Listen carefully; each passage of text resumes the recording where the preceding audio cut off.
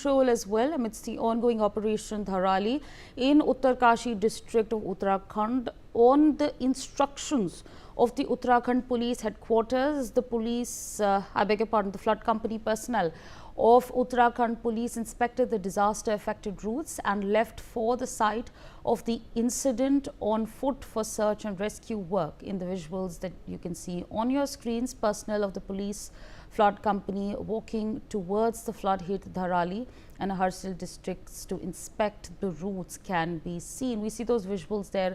On the foot rescue and relief operations are also currently underway. Sanjay, what more can you tell us on that front?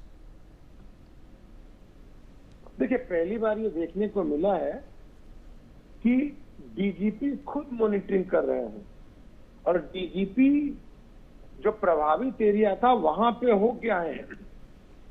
और जैसे chief secretary और DGP Uttarakhand में बहुत कम देखने को मिलता है, ये जो दोनों विभाग के मुखिया, प्रशासनिक और पुलिस प्रशासन के दोनों मुखिया हैं, ये कभी भी मॉनिटरिंग में नहीं दिखे थे, लेकिन पहली बार दोनों जो प्रशासनिक स्तर के मुखिया हैं तो जिस तरह से मॉनिटरिंग कर रहे हैं, नहीं तो एसडीआरएफ, एनडीआरएफ, सेना के आने के बाद स्थानीय पुलिस कभी इतनी एक्टिव नहीं दिखी।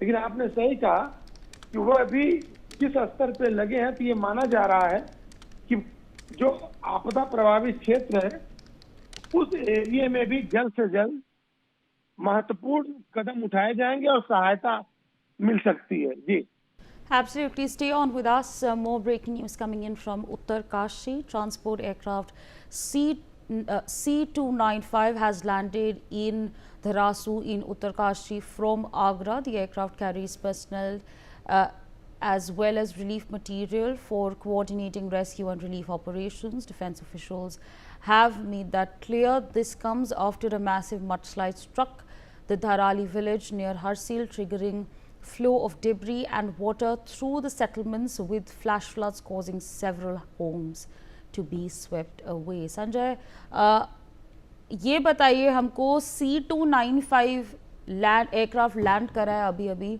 उत्तरकाशी में, रिलीफ मटेरियल है, डिप्लॉयमेंट भी हुई है, क्या बता सकते हैं आप हमको? देखिए, आज सुबह से मौसम खराब था तो ये उम्मीद की जा रही थी कि हो सकता है बचाव राहत कार्य लेट पहुंचे, क्योंकि हेलीकॉप्टर, जो छोटे हेलीकॉप्टर हैं, उसे उड़ने में दिक्कत आ रही थी। तो ये जो सेना का C2 की आप बात कर रहे हैं, इसके माध्यम से वहां पे राहत कार्य किया जा रहा है। जो वहां पे खाद्य सामग्री है उसे पहुंचाने का प्रयास किया जा रहा है, क्योंकि सबसे पहले जब बचाव कार्य किया गया तो बचा तो लिया गया लोगों को, अब उन्हें राहत कैसे पहुंचाई जाए, तो इसका प्रयास किया जा रहा है। मौसम पूरी तरह साथ नहीं दे रहा है, लेकिन ये जो सेना के हेलीकॉप्टर्स हैं, इनके माध्यम से वहां पे खाद्य सामग्री पहुंचाने का प्रयास किया जा रहा है।